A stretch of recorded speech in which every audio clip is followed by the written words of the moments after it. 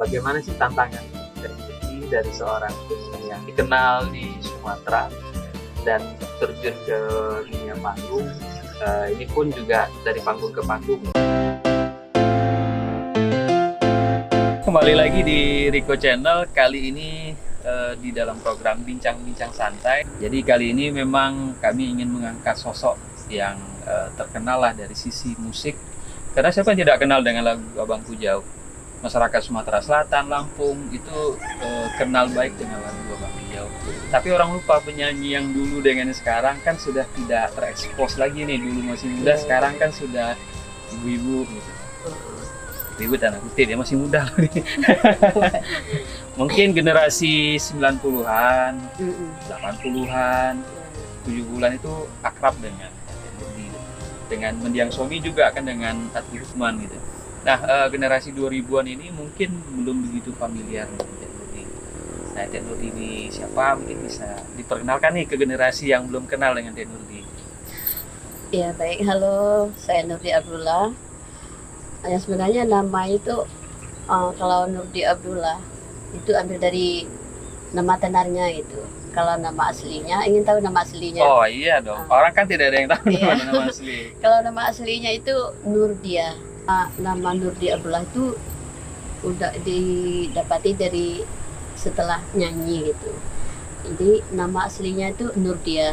Jadi setelah jadi masuk rekaman, jadi nama itu dipotong gitu. Ambil nama saya separuh dan nama ayah saya sendiri Abdullah, nama ayah, dan Nurdi namanya sendiri. Jadi Nurdi Abdullah, nama tenarnya gitu. Pencetusnya siapa tuh, Teh? Itu dari Mendiang, pencipta lagu Mendiang Somi, Abangku Jauh. Jadi nama Nurdi Abdullah itu seolah menjadi brand yang sangat sulit dilepaskan dari nama asli Nurdia. Alhamdulillah. Jadi dari nama Nurdi Abdullah mungkin sebagian masyarakat sudah kenal. Siapa yang tidak kenal dengan Nurdi Abdullah? Tapi nggak ada yang kenal kan dengan Nurdia. Nah ini Nurdia dan Nurdi Abdullah itu dua nama, tapi satu orang. Nah dari balik lagu-lagu klipnya itu kan biasanya latar belakangnya ada sungai, ada sawah, kemudian ada bukit. Itu kenapa mengidentikan lagu-lagu klip itu ke alam? Ya sebenarnya itu lagu daerah itu harus itu latar belakangnya di daerah seperti sawah, seperti gunung, telaga. Itu kan udah menyatu dengan lagu gitu. Kita ngambil menyatunya. Kalau kita ngambil kota, istilahnya di kota kan tidak sinkron dengan lagunya gitu. Dengan liriknya. Gitu. Jadi liriknya tuh itu ada hubungan dengan alam gitu. Seperti Abangku Jauh, album Negeri pertama gitu, Negeri Wisata. Itu menceritakan daerah kita sendiri. Seperti di dalam lagu Negeri Wisata itu menceritakan duku kita, duku Murapanco yang terkenal manisnya gitu. Sampai sekarang masih manis ya? Masih. Dan semua orang masih menjadi. Masih manis. Jadi ada air terjun Peronta itu kan dalam lagu. Ya di satu lagu destinasi wisata macam-macam. Sebenarnya inspirasi dari lagu Negeri Wisata, kemudian lagu-lagu tenar lain itu dari apa? Itu dari almarhum. Dari almarhum. Jadi kalau menciptakan lagu itu almarhum biasanya di mana, Kak? Itu dia kalau dia cipta lagu waktu itu dulu itu tergantung itu ada inspirasinya gitu. Ada tengah malam ada dia cipta lagu tengah malam sampai saya dibangunin jam 2 malam. Ini dapat ada lagu baru. Oh, jam 2 malam. Jam 2 malam. Jadi terpaksa kita bangun. Jadi langsung tulis syairnya. Kalau dapat dia syair, kalau nggak langsung ditulis, besok begini lupa. Oh, jadi tengah malam, bangun, ngantuk, tulis. Masih konsentrasi itu, Teh? Masih. Oh, hebat deh. Tapi kalau konsentrasi sebagian tuh ada kontrasinya. Tapi kalau kita namanya patuh pada suami, ya ditulis, dia perintah tulis. Akhirnya besok lagi diliris lagi lagu-lagu itu. Akhirnya jadilah sebuah lagu gitu. Berarti lagunya ini inspirasi itu datangnya kapan saja gitu? Tidak mengenal apakah pagi atau siang, sore atau malam. Oleh malam. Wow, luar biasa. Saya juga sama sebetulnya, kalau dalam menulis memang ada waktu-waktu tertentu. Semua itu ngalir dengan sendirinya gitu. Jadi menurut saya tengah malam dilonin suami, ini lahir deh lagu-lagu yang menurut saya itu lagu-lagu yang tidak akan pernah mati, seperti Abang Kujau, Negeri Wisata. Kujau. Sebenarnya lagu Abang Kujau itu dari awal, udah lama sebelum dia jadi nyanyi itu sudah ada lagu itu. Itu bahasa Kerinci. Udah pernah direkam di Kerinci, bahasa Kerinci, tapi agak kurang jalan kasetnya gitu. Setelah dia belum kenal sama saya, jadi ditukar lagi bahasanya, bikin bahasa umum gitu, bahasa Jambi. Kalau bahasa Kerinci kan bahasa khusus, jadi dialihkan bahasa Jambi kan bahasa umum. Sumatera Selatan mengerti, pokoknya bagian Sumatera sebagian mengerti dengan paham gitu, dengan lirik itu, dengan syair. Lagu-lagu Abang Kujau itu mengisahkan gimana lah, kalau didengar memang sih nangis. Itu kisah seorang kekasih pergi merantau, nggak pulang-pulang. Akhirnya terciptalah lagu Abang Kujau, baliklah abangku balik. Lagu Abang Kujau itu memang maknanya dalam sekali gitu. Jadi siapapun orang yang mendengarnya pasti akan tersayat lah, apalagi jauh merantau, ingat kampung halaman, punya kekasih atau punya istri. Wow, itu surprise sekali. Bukan surprise yang sesuatu hal yang menyenangkan, tapi sedih gitu. Ya, di lagu itu bukan mencakup untuk dalam itu muda-mudi aja gitu. Itu kalau lagu itu tuh merangkap semuanya, boleh untuk orang tua gitu. Semua kalangan berarti. Semua kalangan itu masuk. Jadi dengan ada lagu Abang Kujau, terkadang tuh ada yang merantau tuh ingin pulang setelah mendengar lagu Abang Kujau. Itu pernah orang, kalau nggak salah orang Palembang waktu nyanyi di salah satu desa. Jadi pas orang ini datang, saya pas bawa nyanyi Abang Kujau. Setelah saya nyanyi Abang Kujau, orang ini langsung naik panggung. Dia langsung meluk saya gitu. Heran kan? Heran, kenapa? Jadi setelah dia itu bercerita, ini ayah saya udah lama merantau, nggak ada kabar, nggak ada berita. Jadi ibunya nangis di rumah, merindukan ayahnya supaya pulang gitu. Jadi setelah ibunya dengar lagu Abang Kujau, dia teringat lagi sama ayahnya gitu. Jadi disitulah anaknya tadi itu sampai meluk saya di panggung. Panggung dia tuh langsung nangis. Akhirnya saya nangis kan. Jadi akhirnya saya tanya gitu, kenapa nangis? Dia ceritakan kisah ibunya gitu. Mendengar lagu itu dia teringat ayahnya yang dirantau, nggak pernah ada kabarnya, nggak pernah ada beritanya gitu. Jadi lagu sebagus itu, inspirasi almarhum dalam menulis lirik itu dari kisah nyata atau hayalan belaka? Itu boleh dikatakan itu diambil dari kisah nyata lah gitu. Itu kan kejadian itu bukan di suatu saat gitu terjadi. Itu sepanjang zaman itu kan ada kejadian itu. Betul. Pasti tiap zaman, tiap waktu pasti ada orang merantau, nggak pulang-pulang. Jadi lagu Abang Kujau sebenarnya itu segala zaman gitu. Kisah lagu itu masuk segala zaman.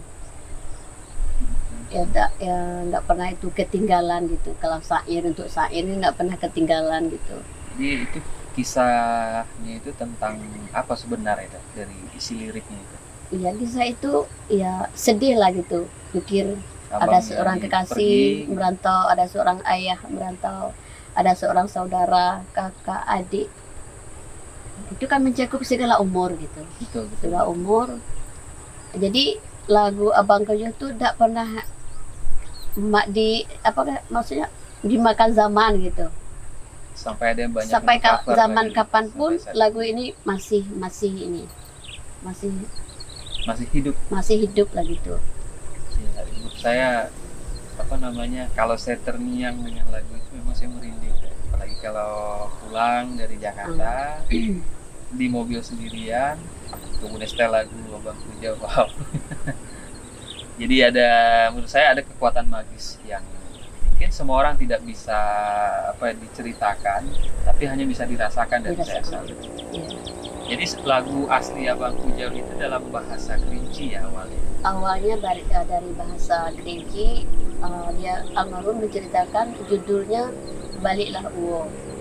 Baliklah Uwo aslinya. Kan Uwo Jadi kan bahasa Abang Kerinci. Puja aslinya itu Baliklah Uwo. Baliklah Uwo itu judul aslinya bahasa Kerinci. Jadi Baliklah bisa Uwo. ke Abang Puja.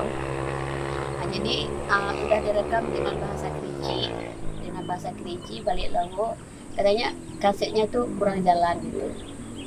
Itu kan yang Kurang dinikmati lah. dinikmati, cuman kan satu kabupaten Betul. Kerinci. Baliklah Uwo kan cukup untuk kabupaten Kerinci istilahnya gitu. Jadi setelah dia tuh kenal sama saya, Dia belum almarhum, menikah atau setelah belum menikah? nikah nih, Oh, masih belum menikah. masih itu PDKT. PDKT gitu. Jadi dia tuh almarhum, saya nyanyi di satu desa, nggak salah saya tuh menyanyi lagu dangdut lah gitu. Dulu kan belum ada lagu daerah. Jadi pas saya nyanyi dia nyawer, almarhum nyawer. Kalau nggak salah waktu itu Rp5.000. Rp5.000 kalau Zaman banding dulu. zaman sekarang kan banyak Jauh. jauh. Waktu dulu bisa beli baju, kalau Rp5.000 tuh bisa beli baju. Jadi nyawer saya itu 5.000. Akhirnya saya turun di panggung, dia tuh cari saya almarhum. Kalau ini bisa rekaman ya, dari suaranya bagus. Jadi saya ditawar rekaman. Siapa yang nggak mau ditawar rekaman? Ya, orang kampung nyanyi kemudian aja Mas. rekaman. Wow. Zaman itu ya. Waktu kan wow, jadi Iya, kan iya. terlalu ini mewah lah. Eksklusif. Nggak pernah terbayangkan untuk rekaman. Jadi dia nawar, ya langsung oke, baik. Jadi saya konsultasi dulu sama ayah saya. Jadi waktu itu pertama kali ayah saya keberatan untuk mengizinkan rekaman itu. Tak usahlah, atau bilang ayah. Jadi saya bilang sama ayah, apa ini saya juga. Akhirnya ayah saya mengizinkan. Jadi selama 3 bulan latihan Abang Puja, akhirnya kami berangkat ke Padang Ternama Rekod. Akhirnya rekam lagu ini Abang Puja. Alhamdulillah setelah dia tuh kaset ini kan dulu kan kaset tip, Iya. belum CD, kaset tip. Alhamdulillah Meledak. bukan meledak gitu, gimana lah gitu. Akhirnya bisa Langsung dinikmati dinikmati oleh masyarakat, Jadi terutama ada ke apresiasi. kita. Akhirnya meluas sampai ke Sumatera Selatan, orang mengenal lagu ini, sampai ke itu Bengkulu. Itu dari zaman dulu memang Zaman sudah dulu. sampai Sudah. ke selatannya Sumatera. Udah. Itu Memang udah terkenal dari dulu. udah terkenal ya lagunya. Mungkin orangnya nggak tahu. Suaranya udah kerap. Suaranya udah kenal gitu. Udah merangkul ke Sumatera Selatan, Bengkulu, Lampung belum. Lampung sebagian. Sekarang udah itu ada keluarga almarhum di Lampung. Itu kaset Abang Puja, pokoknya di masyarakat Lampung sebagian tuh udah memiliki kaset Abang Puja. Jadi Abang Kujau ini dulu itu direkam pertama sekali tahun berapa? Kalau nggak salah 90. 1990. Oh, berarti sudah berusia 30 tahun kalau 30 manusia. tahun lebih. Oh, 30 tahun. Lebih. Artinya di 30 tahun dalam perjalanan ke sekarang ini kan sudah banyak perubahan ya, Teh. Tape, VCD, DVD, dan sekarang streaming. Iya. Nah, lagu Abang Puja ini sudah direkam di media apa saja, Teh? Cuma di rekaman bikin kaset itu. Oh, kaset VCD ya? CD dari tip akhirnya Dari CD. rekaman ke studio jadi VCD. CD Kalau yang lain-lain belum ya, Teh? itu mengikuti aja. Jadi dari lagu Abangku Jauh ini yang mengantarkan Ete ini terkenal di bagian Sumatera itu lagu Abangku Jauh atau lagu lain? Abang kalau ya pertama Abangku Jauh, Janji ke Bulan, udah tuh lagu apa ya, Berakit Bulu, Berakit Bulu ya. itu yang cukup terkenal. Abangku Jauh, Janji ke Bulan, Negeri Wisata. Kalau lagu Janji ke Bulan, kemudian Berakit Bulu, ini kan lagu-lagu yang menurut saya ini tentang ratapan ya. Ya, Artinya meratap gitu ya. Jadi meratapi tentang apa orang yang disayang lah. kalau Janji ke Bulan itu dari kisah ini, seorang kekasih Cuma dijanji-janjikan. dijanjikan janji nikah lagi nikah. Oh, Akhirnya janji nggak maksud jadi. ke bulan tuh nikah. Iya, Oh, nikah. saya baru tahu Nikah. nih. Saya pikir Iya, emang ke janji. bulan, betulan ke bulan. Kalau memang bisa ke bulan, saya ajak kamu. Yang ngongkosin siapa deh? Gratis. Oh, Kalau ke bulan kan gratis. Jadi ke bulannya maksudnya memang untuk menikah. Jadi enggak Jadi yang PHP ini khusus lagunya Lagu. tentang janji ke bulan. janji ke bulan. Jadi enggak itu apa? Itu poin gitu dengan orangnya gitu. Disindir, nah janji ke bulan nggak jadi. Ya kalau lagu-lagu zaman dulu itu kan penuh dengan bahasa-bahasa apa ya? Bahasa kiasan gitu. Kalau zaman Iya. sekarang kan lagu-lagunya itu to the point aja, Iya, to the berbicara point. Sekarang langsung dulu, tembak. Nah, kenapa Teh? Menurut Tete nih, lagu Janji ke Bulan itu kan maknanya filosofis gitu. Nah, sedangkan kalau zaman sekarang kan lagunya langsung bilang PHP PHP gitu. Menurut Tete nih, sebagai penyanyi, kemudian seniman juga, apa sih yang membedakan syair zaman dulu dengan yang sekarang? Kalau iya kan perkembangan zaman ya. Kalau dulu orang tua dulu kan dia tuh paham dengan sindiran. Kalau orang tua dulu dengan bahasa sindiran dia tuh langsung mengerti. Lebih peka. Lebih paham dia tuh. Kalau bahasa sindiran orang tua dulu masih itu lebih mendalam gitu dengan bahasa sindiran. Daripada berbicara langsung. Masih kena hatinya kalau bahasa sindiran. Kalau sekarang zaman sekarang kalau enggak Tembak langsung. tembak langsung, sedangkan ditembak langsung dia kadang tuh belum juga Belum mengerti. juga paham. Nah, itu bedanya orang dulu dengan orang sekarang. Berarti ada kesenjangan ya antara. Itu makanya sekarang tuh ada PHP gitu. Iya. PHP, pemberian harapan palsu. Pemberian palsu. Jadi PHP zaman dulu itu istilahnya janji ke bulan ya. Sesuatu hal yang rasanya sindiran terbang gitu. jauh tinggi, tapi itu sebenarnya hanya di mulut saja. Ya. Jadi lagu itu sebenarnya Janji ke Bulan almarhum Abdurrahman juga atau Ete sendiri yang menciptakan? Itu cipta sebenarnya tuh ada bagian saya di dalam, tapi saya menghargai suami. Masih menghargai suami, jangan itu kita tuh masih menghargai suami, dia dibikinlah ciptaan beliau. Aslinya memang Ete. Jadi sebagian ada syairnya saya sendiri cipta. Artinya lagu apa Janji ke Bulan itu ya ciptaan Tek Nurdi Abdullah, bukan ciptaan dari beliau. Tapi karena kalau suami istri emang nggak susah juga sih. Saya angkat tangan itu. Saya menghargai, jadilah ciptaan beliau gitu. Tapi kalau menurut saya antara Tek Nurdi dengan mendiang Adi Uthman ya. Adi Uthman. Ya itu kan kombinasi yang pas. Antara seorang pencipta kemudian penyanyi yang suaranya melengking jauh tinggi dan itu menyayat ke hati. Sebenarnya apa sih resepnya waktu itu menciptakan lagu sampai seterkenal ini? Suaranya gitu. Mulai dari hubungan rumah tangga, hubungan berbisnis, kemudian menciptakan lagu, pokoknya semua. Ya, kenalan sama beliau itu ya saya sudah sebutkan tadi waktu saya bangun di satu desa, dia kan nyawer saya 5.000 rupiah. Berawal dari saweran. Dari awal saweran Rp5.000, akhirnya saya masuk rekaman. Jadi saya konfirmasi sama ayah.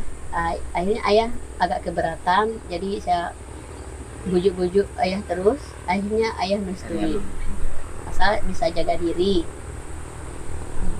Jadi akhirnya kami latihan selama 3 bulan Abangku Jauh di wisata.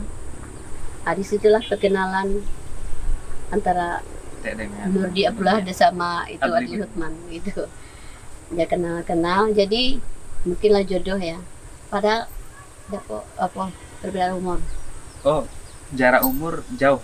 Jauh sekali. Oh, jauh. Berapa itu, tahun selisih? Kalau nggak salah 16 tahun. 16 tahun. Itu memang jodoh ya. Pertama kali saya di ini, saya nggak mau. Enggak, saya bilang enggak mau. Karena sadar jarak usia juga akan saya mikir jadi masalah. jarak usia kan terlalu jauh gitu. Tapi Allah berkehendak lain. Akhirnya kok bisa jadi kalau bisa. Allah berkehendak apapun bisa terjadi. Ya, jadi ceritanya gimana? Seru nih. Sebelum menceritakan, bayar dulu dong. Ampun. Kan ceritakan mahal. Iya.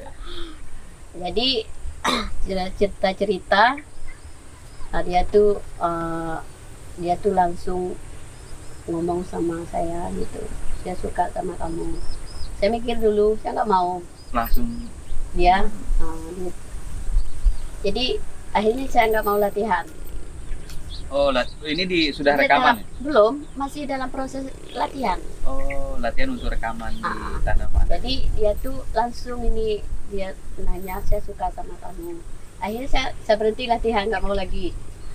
Saya takut kan. Ini bukan sinetron yang cerita ngarang, tapi ini memang kenyataan. Kenyataan. Akhirnya saya pikir, wah, kalau nggak ini, kita kan mau rekaman. Iya. Jadi pikir, pokoknya latihan. Jadi akhirnya saya latihan lagi. Mungkin dia tuh lihat wajah saya itu ada nggak sukanya gitu. Dia tuh nggak pernah nawar lagi, nggak pernah nanya lagi gitu. Akhirnya pernah fokus di update lagi nih. Enggak. Status saya apa nih? Gitu. Fokus sama latihan. Akhirnya udah latihan, udah siap semua. Akhirnya berangkat ke Padang, ke Ternama Rekor. Itu dulu latihannya di Bang? Di sini di Sungai mana? Di rumah sendiri. Oh, iya. Itu ada salah satu guru di KSD, di rumah beliau, latihan selama 3 bulan. Jadi proses sampai rekaman itu lumayan lama juga. Kita kan latihan itu pengucapan bahasa nyanyi. Itu kan dulu kan saya kan masih jauh, pengucapan kan masih jauh. Itu dilatih dulu pengucapan, kata-kata mana yang enak, mana yang ini. Tidak nyaman. Itu di usia berapa? Pas saya itu umur kalau nggak salah 18 tahun. 18 pas tahun. tamat SMA. Tamat SMA, latihan lagu, kemudian disukai oleh penyanyi. Udah penyanyi ya waktu itu? Udah nyanyi di panggung inilah. Artinya diajak rekaman. Ya kebanyakan nyanyi di rumah. Oh, nyanyi di rumah. Tapi waktu itu lagu Abangku Jauh atau si Baliklah Wo ini belum terkenal. Setelah latihan baru dirubah judulnya. Latihan. Jadi tes memang lagu Abangku Jauh ini berat. Orang bilang kan lagunya berat. Berat itu di syair atau di intonasi? Intonasi. Oh, intonasi. Berat, memang berat lagu ini. Kalau orang bawa lagu ini, kalau hati-hati meleset. Kalau kurang hati-hati di naik turun nadanya. Kalau hati-hati meleset. Ya. Artinya memang perlu ekstra konsentrasi. Konsentrasi. Wah, itu nggak kebayang juga untuk penghayatan. Waktu rekaman di Padang itu kendalanya juga tuh. Waktu kalau lagu yang lain, yang kan dalam satu album kan 10 lagu. Yang 9 tuh lewat udah. Waktu rekaman lagu Abang Jauh, 2 hari. Khusus satu lagu ini 2 hari? Lagu itu 2 hari. Biasanya satu lagu berapa lama? Satu hari bisa 5 lagu. rekaman. Apa namanya, satu lagu 2 hari. Biasa satu hari bisa 5 bisa lagu. 5 Berarti lagu. ekstra memang ini ya, Memang sulit. tingkat kesulitannya mungkin nomor 1 kali ya. Memang sulit lagu Abangku Jauh. Waktu rekaman itu kendala juga, penghayatan harus berapa, ulang lagi, penghayatan kurang bagus, ulang lagi, penghayatan kurang bagus, ulang lagi. Sampai 2 hari rekaman lagu Abangku Jauh. Belum kelar. Jadi kan lagu Abangku Jauh nih, Teh.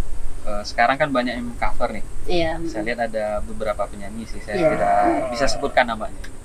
Nah, dari lagu yang mereka bawa itu sebenarnya sudah sesuai ekspektasi itu belum?